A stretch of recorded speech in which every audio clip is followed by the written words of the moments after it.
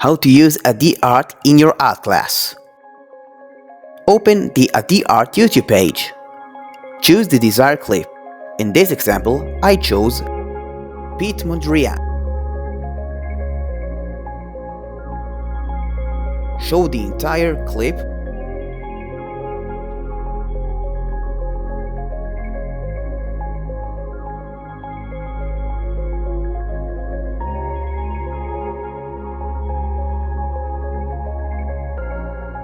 Show the entire clip again and stop on each step.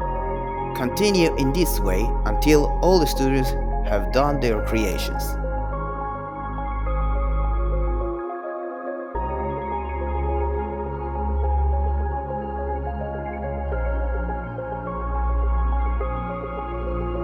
I hope you enjoyed using the AdiArt YouTube channel in this class.